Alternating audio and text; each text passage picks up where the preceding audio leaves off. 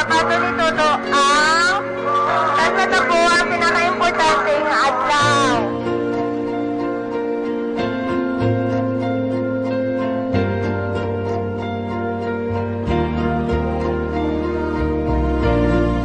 I would say that it's a fairy tale love story of 2015.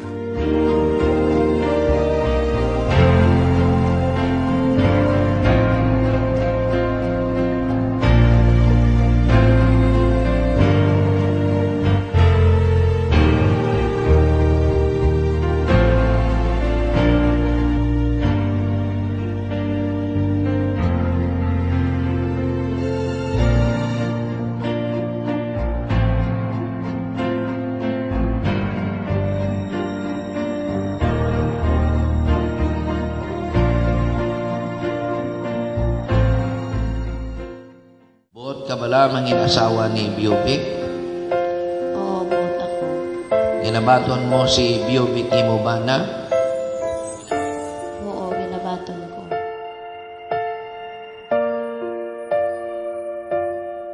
Sa pagpatak ng bawat oras ay ikaw ang iniisip-isip ko. Buot ka bala mangin bana ni Sharon? Oo, buot ako. Ginabaton mo si Sharon ni mo asawa? Oo, ginabaton ko. Okay, 1, 2, go! Ayan! Nang matanto na balang araw iibig ang puso. Ikaw ang pag-ibig na hinintay. Puso ay nalumbay ng kay tagal, ngunit ngayon'y nandito na ikaw. Sa kwarta, tipigan nyo, kung may mabatong ka mga kwarta, 30% sa kwarta nyo, save nyo na yun.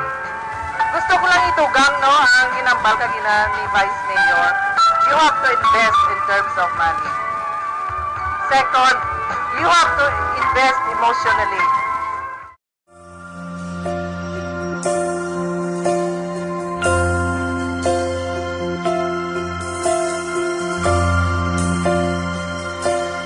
Humihinto sa bawat oras ng tagpo, ang pag-ikot ng mundo.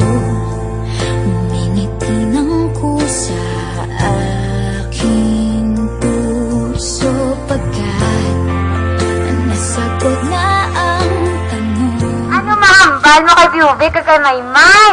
Kinanglan, sila magkasakit kay Kalipay, magunungay.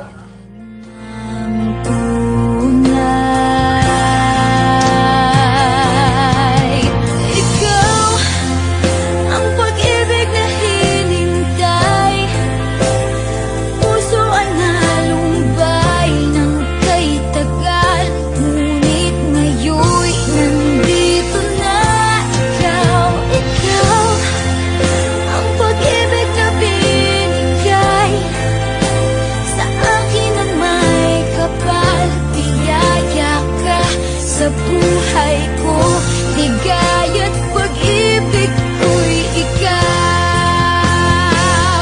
at hindi pa.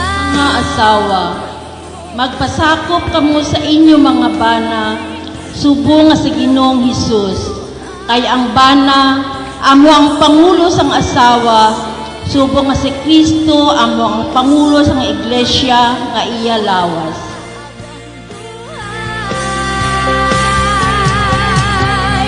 Ikaw ang pag-ibig na hinintay.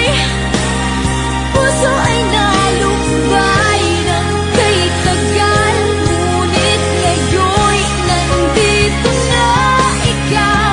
Ikaw ang pag-ibig Ang pagyawag sa Diyos, hindi na niya pasakop. Kada isa sa aton niya, husgaran sa mahal nga Diyos, sunod sa personal naton. Abi nyo, ang madamok merito, ang asawa nga pangamuyo, permis bana niya sulod simbahan, ang imbes nga hatag sa bana, ginahatag na sa asawa.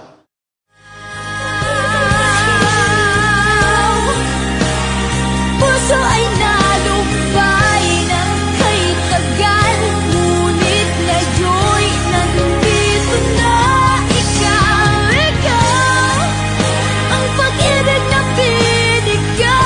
wala siyang napamalabag sila kasal, tanda ini na wala kagbalido ang inyong kasal.